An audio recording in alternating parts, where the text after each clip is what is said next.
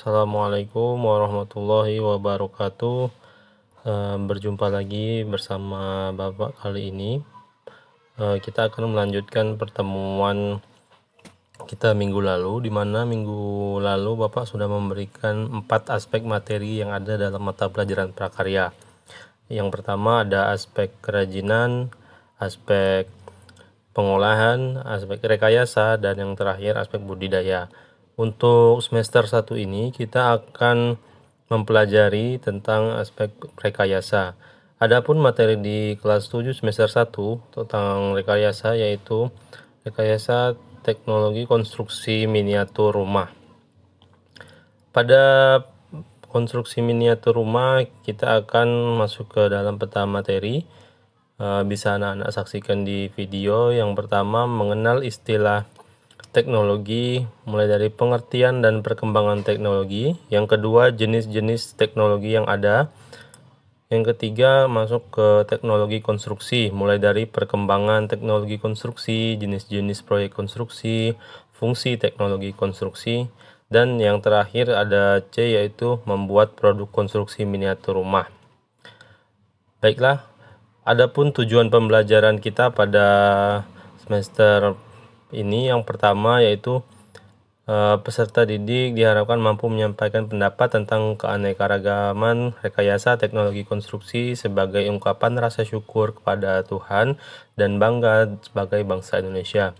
Yang kedua, mengidentifikasi jenis bahan, alat, dan proses karya rekayasa teknologi konstruksi miniatur rumah.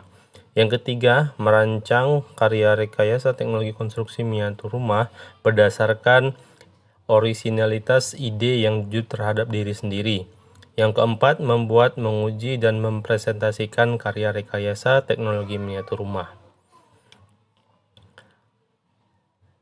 Yang pertama, kita masuk pengertian dan perkembangan teknologi. Menurut Kamus Besar Bahasa Indonesia, kata teknologi mengandung arti yang pertama, metode ilmiah untuk mencapai tujuan praktis, ilmu pengetahuan, dan terapan. Yang kedua, keseluruhan sarana untuk menyediakan barang-barang yang diperlukan bagi kelangsungan dan kenyamanan hidup manusia. Secara sederhananya, pengertian dari teknologi yaitu merupakan ilmu pengetahuan terapan yang digunakan untuk mewujudkan kenyamanan dan kemudahan dalam kehidupan manusia dan beraktivitas sehari-hari. Masuk ke materi yang kedua, jenis-jenis teknologi berdasarkan kegunaannya.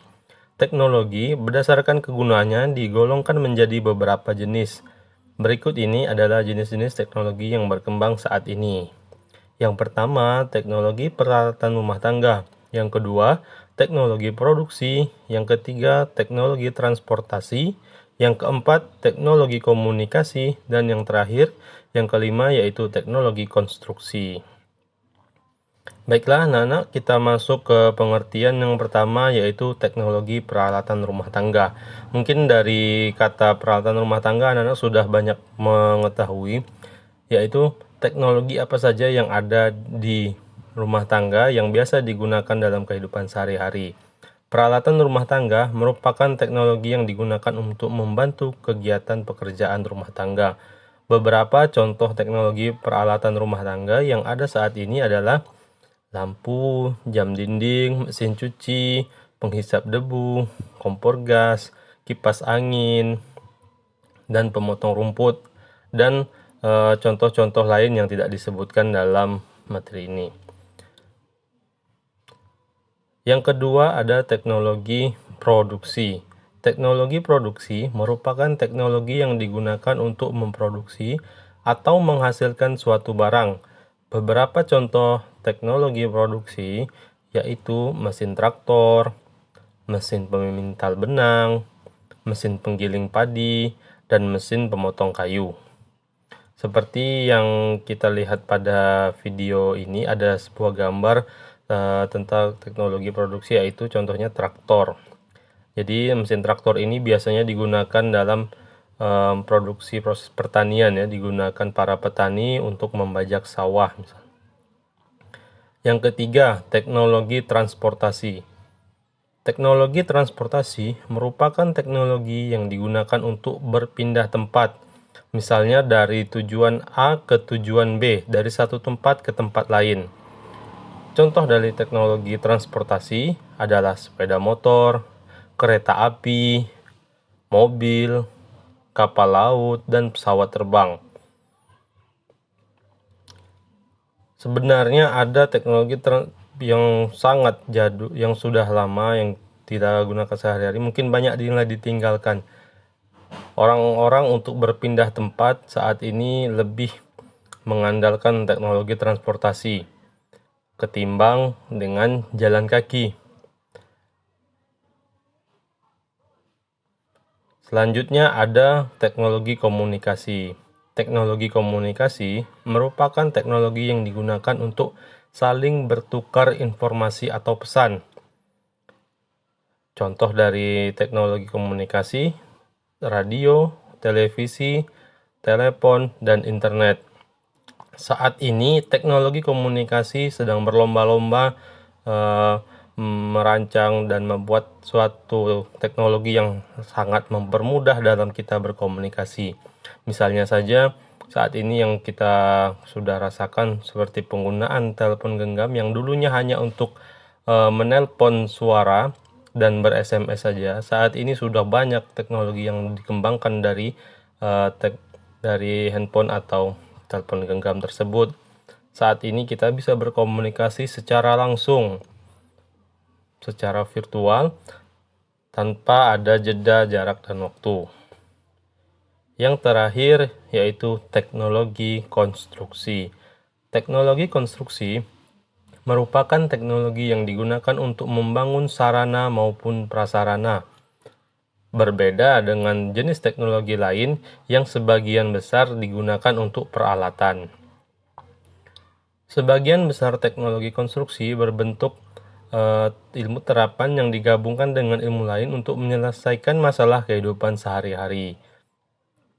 Hasil akhir teknologi konstruksi ini biasanya berbentuk rumah, jembatan, jalan, rel kereta api.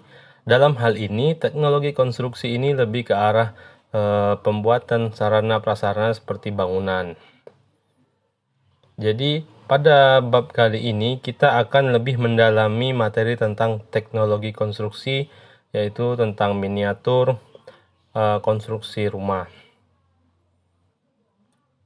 Selanjutnya, pada pembelajaran kali ini kita akan lebih fokus tentang teknologi konstruksi, mulai dari perkembangan teknologi konstruksi, jenis-jenis proyek teknologi konstruksi, dan fungsi dari teknologi konstruksi itu sendiri.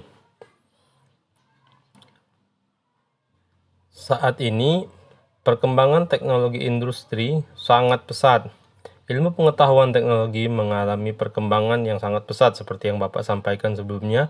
Pada akhirnya, manusia mulai menggunakan bahan olahan hasil rekayasa dari bahan alam maupun industri yang dinilai memiliki kekuatan, keindahan, dan kepraktisan lebih tinggi dibandingkan dari bahan-bahan lain yang dari alam.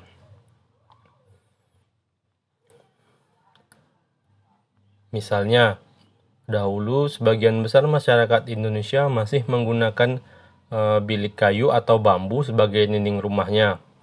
Akan tetapi saat ini hampir sebagian besar masyarakat Indonesia telah banyak memilih tembok yang terbuat dari semen dan bata atau beton sebagai dinding rumah, karena tembok dianggap lebih kokoh dan lebih kuat. Saat ini telah banyak bahan bangunan lain hasil rekayasa manusia yang memberikan pengaruh positif dalam kehidupan manusia. Namun tidak dipungkiri ya, seperti yang disampaikan sebelumnya, masih ada beberapa masyarakat yang masih mempertahankan atau menggunakan cara tradisional atau bahan-bahan yang berasal dari alam untuk pembuatan bangunan seperti rumah, seperti penggunaan bilik kayu atau bambu yang tadi. Selain bahan-bahan, alat-alat yang digunakan dalam pembuatan produk konstruksi semakin berkembang pesat. Dahulu, alat-alat yang digunakan untuk membuat bangunan konstruksi masih bersifat sederhana. sehingga membutuhkan waktu pengerjaan yang lebih lama dan lebih rumit. Namun, kini telah banyak alat-alat pertukangan berteknologi canggih sehingga dapat mempermudah dan mempercepat pekerjaan konstruksi. Misalnya, di sini akan disampaikan contoh dahulu kegiatan pencampuran semen dan bahan lainnya dalam pembuatan campuran untuk bahan bangunan hanya dapat mengandalkan usaha manusia. Tapi saat ini kegiatan tersebut dapat dibantu dengan sebuah alat yang dinamakan molen atau pengaduk semen.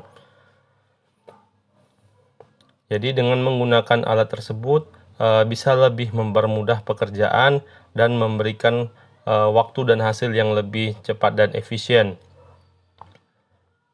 Namun hal ini digunakan untuk skala besar. Dengan adanya kemajuan alat dan konstruksi semakin membaik, maka bentuk konstruksi yang ada semakin beragam, terutama yang kita bisa lihat di kota-kota besar.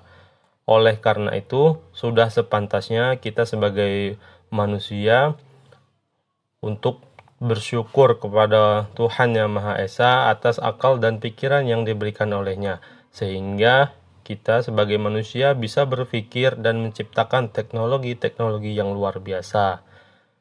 Jadi pesan kesimpulan terakhir dari yang materi kita pada saat ini, jangan lupa untuk tetap bersyukur atas nikmat yang diberikan oleh Allah Subhanahu wa taala. Demikian materi yang Bapak bisa sampaikan pada pertemuan hari ini. Apabila anak-anak ada pertanyaan atau ada yang masih kurang jelas, bisa kalian tanyakan melalui grup kelas kalian. Demikian Bapak akhiri. Wabillahi taufik wal hidayah. Wassalamualaikum warahmatullahi wabarakatuh.